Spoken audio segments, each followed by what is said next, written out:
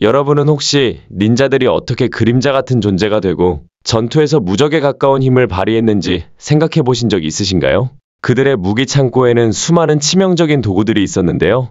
그중 상당수는 아직도 대중에게 잘 알려져 있지 않습니다.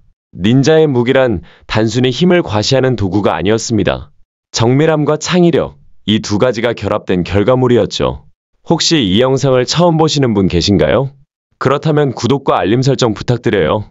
오늘은 여러분과 함께 세상에 잘 알려지지 않은 닌자의 무기 14가지를 하나씩 살펴보겠습니다. 이 무기들은 닌자들이 보이지 않는 존재이자 멈출 수 없는 전사로 남을 수 있도록 도와준 도구들이었습니다. 14위, 카쿠테. 카쿠테는 겉으로 보면 단순한 반지 같았습니다. 하지만 자세히 보면 겉면에 뾰족한 돌기가 튀어나와 있었죠. 닌자는 이 반지를 손가락에 끼고 주먹을 쥔 상태에서 공격을 가하면 단순한 주먹질이 아닌 치명적인 가격이 됐습니다. 작은 반지처럼 보이지만 닌자의 손에 들어가면 상대에게 깊고 날카로운 상처를 입히는 무기로 바뀌었습니다.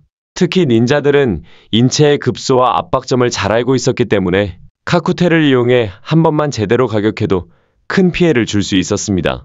게다가 카쿠테는 단순히 공격용으로만 쓰인 게 아니었습니다. 많은 닌자들이 이 돌기에 독을 묻혀 사용했는데 겉보기에는 반지일 뿐이니 전혀 수상해 보이지 않았습니다. 하지만 실제로는 적을 조용히 쓰러뜨릴 수 있는 무기였던 겁니다. 방어적인 역할도 있었습니다. 반지를 낀 손으로는 상대의 칼날을 막거나 걸어내는 기술도 가능했죠. 또 벽이나 나무를 오를 때는 돌기 부분이 손톱처럼 걸려서 등반 도구 역할까지 했습니다. 카쿠테의 무서움은 바로 이 위장성에 있었습니다. 누가 봐도 장식품처럼 보이기 때문에 닌자는 어디서든 자연스럽게 끼고 다닐 수 있었죠. 무기 휴대가 불가능한 자리에서도 은밀하게 전투수단을 확보할 수 있었던 겁니다. 결국 카쿠테는 닌자의 전술 철학을 그대로 보여줍니다. 단순한 일상용품처럼 보이지만 실제로는 강력한 무기, 눈에 띄지 않으면서도 치명적인 효과를 발휘할 수 있는 닌자의 교묘함과 치밀함을 잘 상징하는 무기였습니다. 13위, 슈리켄. 닌자의 세계에서 슈리켄은 굉장히 중요한 무기였고 흔히 숨겨진 영혼이라고 불리기도 했습니다. 슈리켄은 여러 가지 형태와 크기로 존재했는데요.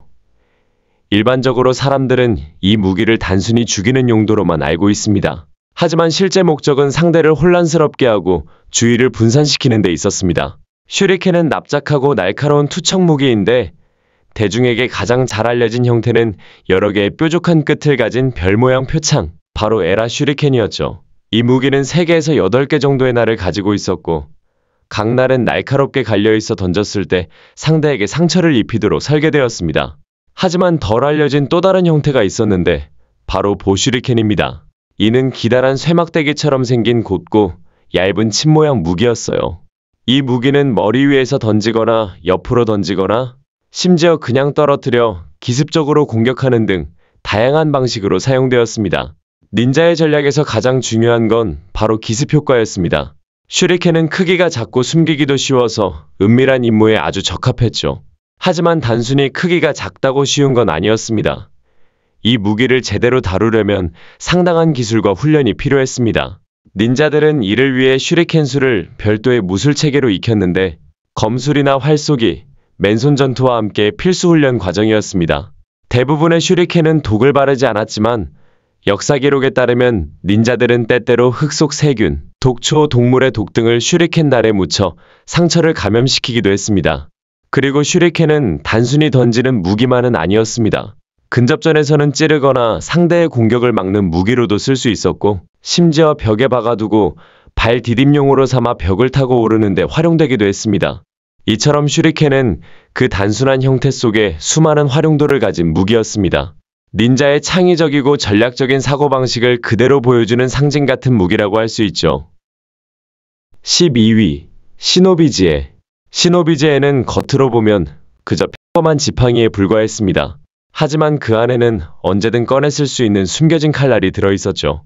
이 무기는 특히 사람들 속에 섞여서도 들키지 않고 무장을 유지해야 하는 상황에서 아주 유용했습니다.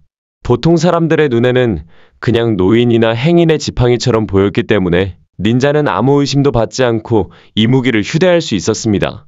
하지만 기회가 오면 지팡이를 빼내 칼을 꺼내들어 상대를 기습할 수 있었죠. 시노비즈의 안에 숨겨진 칼은 곱고 날카로워서 제대로 휘두르면 치명적인 상처를 입힐 수 있었습니다. 하지만 이 무기의 진정한 강점은 단순히 칼을 숨기는 데 그치지 않았습니다. 닌자들은 이 지팡이를 호흡관으로 쓰기도 했습니다. 물속을 자명할 때 숨을 쉬는 도구로 활용하거나 연기나 독가스 같은 환경에서 살아남기 위해 공기를 빨아들이는 장치로 사용하기도 했습니다. 결국 시노비즈에는 닌자의 철학을 그대로 보여주는 무기였습니다. 일상적인 물건을 전혀 다른 용도로 바꾸는 창의성, 그리고 보이지 않는 상태에서 기회를 잡는 전술 말이죠. 겉보기엔 그저 지팡이에 불과했지만 닌자의 손에 들어가면 치명적인 암살 무기이자 생존 도구로 변신했습니다. 시노비즈에는 바로 이런 닌자의 세계를 상징하는 무기였습니다. 11위. 카마. 카마는 원래 농기구였습니다. 곡식을 수확할 때 쓰는 도구였죠.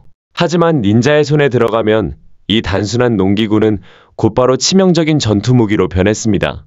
카마는 짧은 나무 손잡이에 날카롭고 휘어진 곡선 칼날이 붙어있는 구조였습니다. 닌자들은 이 무기를 근접전에서 활용했는데 칼날의 곡선은 단순히 베는 것뿐 아니라 상대 무기를 걸어 빼앗는데도 아주 효과적이었습니다. 빠르게 휘둘러 베거나 상대 칼날을 걸어 순간적으로 무방비 상태를 만들 수 있었죠. 또한 카마의 손잡이 부분은 단순한 막대기로 보이지만 공격을 막아내는 즉석 방패 역할도 했습니다. 덕분에 공격과 방어를 동시에 수행할 수 있는 실용적인 무기가 되었던 겁니다.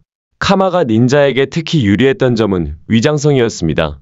당시 일본에서는 무기 소지가 엄격히 규제되는 경우가 많았는데 카마는 본래 농사에 쓰던 도구였기 때문에 닌자가 들고 다녀도 의심을 사지 않았습니다. 사람들 눈에는 그냥 농부가 들고 다니는 도구처럼 보였던 거죠. 이런 점 때문에 카마는 은밀한 임무에 아주 적합했습니다. 게다가 닌자들은 카마를 변형해서 더 다양한 형태로 활용하기도 했습니다. 대표적인 것이 쿠사리가마나 양손에 2개를 들고 쓰는 니도카마였습니다. 이렇게 변형된 무기들은 공격 범위를 넓히고 새로운 전술을 가능하게 했습니다. 카마의 진화 과정은 닌자의 철학을 그대로 보여줍니다. 평범한 도구를 창의적으로 활용해 일상과 전투를 연결하는 것. 닌자에게 무기는 단순히 살상 도구가 아니라 삶과 임무가 맞닿아 있는 연장의 일부였습니다. 결국 카마는 단순한 농기구에서 출발해 닌자의 손에서 다재다능하고 은밀한 치명 무기로 거듭났던 것이죠. 10위. 메츠부시. 닌자가 사용한 무기 중 상대를 직접적으로 죽이지 않으면서도 전세를 뒤집을 수 있었던 독특한 무기가 있었습니다. 바로 메츠부시, 일명 눈뿌리개입니다. 메츠부시는 보통 작은 달걀 모양 용기 안에 다양한 가루를 채워 넣어 만들었습니다. 안에는 고춧가루, 쇳가루, 모래, 심지어 잘게 부순 유리 조각까지 들어있었습니다. 이걸 상대의 얼굴에 던지면 용기가 깨지면서 내용물이 튀어나와 눈과 호흡기를 자극해 시야를 가리고 극심한 고통을 주었습니다. 닌자에게 이 몇 초간의 혼란은 매우 중요한 시간이었습니다. 상대가 눈을 비비거나 고통으로 몸을 움츠릴 때 닌자는 결정적인 일격을 가하거나 재빨리 몸을 빼 도망칠 수 있었던 겁니다. 메츠부시는 치명적인 살상 무기는 아니었지만 전투의 흐름을 완전히 바꿔버릴 수 있는 전략적 도구였습니다. 단순한 재료를 활용해 강력한 효과를 만들어낸 발상 자체가 닌자의 전술적 창의성을 잘 보여줍니다. 이 무기는 닌자들이 왜 단순히 칼이나 창으로만 싸우지 않았는지를 보여주는 사례입니다. 전투에서 반드시 강한 무기만이 승리를 보장하지 않는다.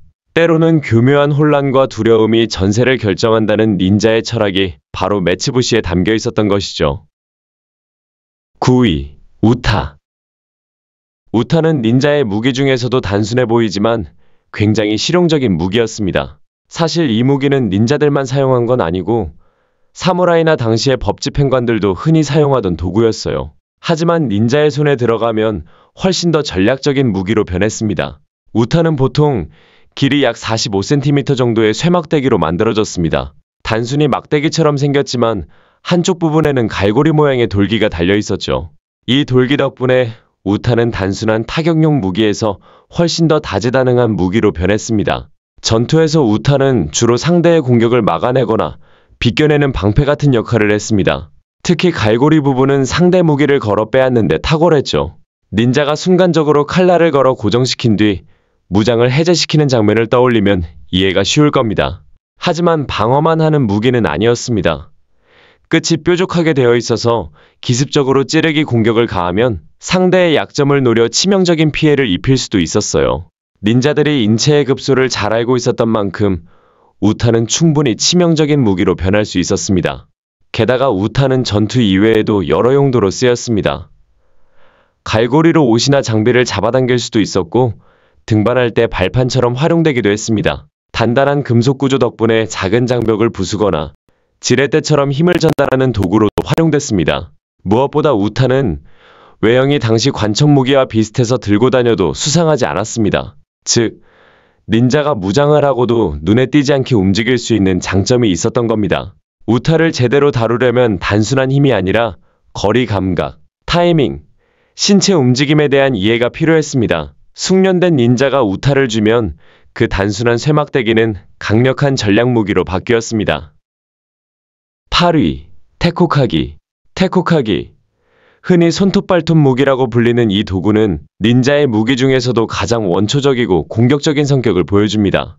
이 무기는 인간의 손이라는 자연적인 도구를 확장시켜 손 자체를 하나의 무기로 바꿔버린 장치였죠. 겉모습은 마치 손에 금속을 둘러 씌운 것처럼 생겼습니다. 보통은 손바닥에 금속 고리를 끼우고 거기서 4개나 5개의 날카롭고 휘어진 발톱 같은 날이 뻗어나오도록 만들어졌습니다. 이런 구조 덕분에 닌자는 손을 그대로 흉기처럼 사용해 찢고, 베고 찌르는 공격을 할 수 있었고 심지어 얇은 갑옷까지 뚫을 수 있었습니다. 하지만 테코카기는 단순히 공격용만은 아니었습니다. 방어 상황에서도 활용됐는데 상대의 칼을 걸어맞거나 잡아챌 수 있었고 이를 통해 역공을 펼칠 기회를 만들 수 있었습니다. 또 한 가지 흥미로운 점은 이 무기가 은근히 등반도구 역할도 했다는 겁니다. 날카로운 발톱이 벽이나 나무에 꽂히면서 손잡이처럼 쓰일 수 있었기 때문에 닌자가 기어오르거나 숨어 움직일 때 도움이 됐습니다. 게다가 이 무기는 심리적인 효과도 상당했는데요. 상대방 눈앞에 손이 마치 괴수의 발톱처럼 변한 모습을 보이면 그 자체로 두려움을 심어줄 수 있었던 겁니다. 결국 테코카기는 단순한 무기 그 이상으로 닌자에게 공격력, 방어력, 기동성, 심리적 위압감까지 모두 제공한 다재다능한 도구였습니다. 7위, 카가나와. 카가나와는 닌자의 필수 도구라 불릴 만큼 중요한 역할을 했습니다. 기본 구조는 간단했는데요. 쇠로 만든 갈고리에 튼튼한 긴 밧줄을 연결한 형태였습니다. 이 단순한 도구 하나로 닌자는 무기이자 이동수단을 동시에 확보할 수 있었죠. 카가나와는 보통 여러 개의 갈고리 끝을 가지고 있어서 벽이나 나무, 성벽에 던져 걸고 밧줄을 타고 오르는 데 쓰였습니다. 성벽을 넘거나 도랑이나 해자를 건너는 데도 유용했죠. 어떤 갈고리는 성인 남자의 체중을 충분히 버틸 만큼 튼튼하게 제작되기도 했습니다. 하지만 이 도구는 단순히 등반만을 위한 게 아니었습니다. 전투 상황에서도 적극적으로 활용됐습니다.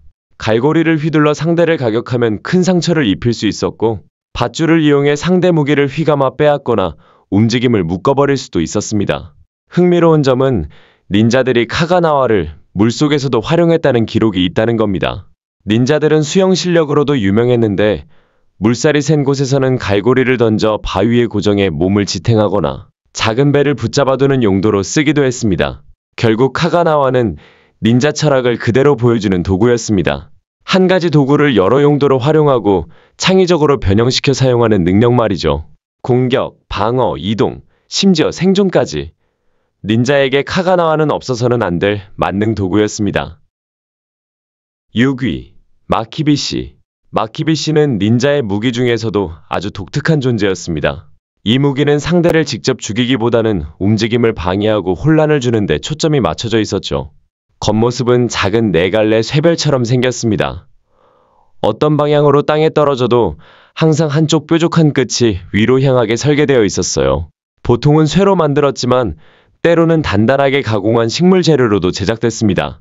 닌자들은 도주하거나 추격을 따돌릴 때 마키비시를 뿌려두었습니다.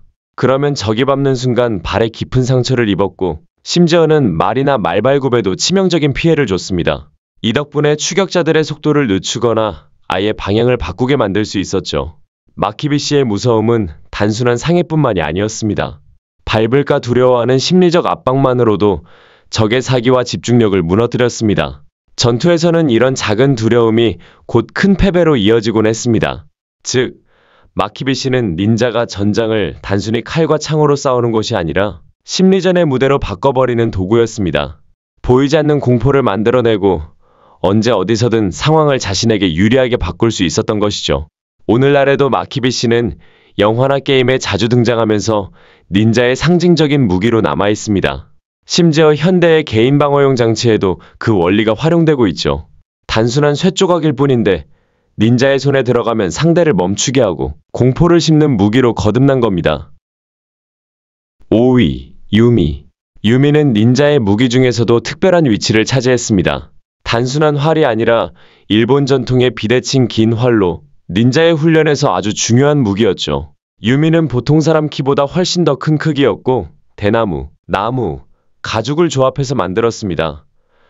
손잡이는 활의 정중앙이 아니라 아래쪽에 치우쳐 있었는데 이 독특한 구조 덕분에 활을 안정적으로 잡고 정확하게 조준할 수 있었습니다. 숙련된 닌자가 유미를 다루면 멀리 떨어진 적을 조용히 눈에 띄지 않게 제거할 수 있었습니다. 적은 화살이 날아왔다는 사실조차 모른 채 쓰러지기도 했죠.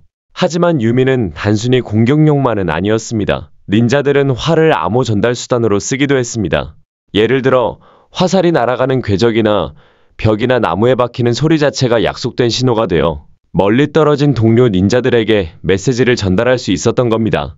결국 유미는 단순한 무기가 아니라 닌자의 훈련, 인내, 정밀함을 상징하는 존재였습니다. 활을 완벽하게 다루려면 수년간의 꾸준한 수련이 필요했고 그 과정은 닌자의 철저한 자기관리와 집중력을 보여주는 증거이기도 했습니다.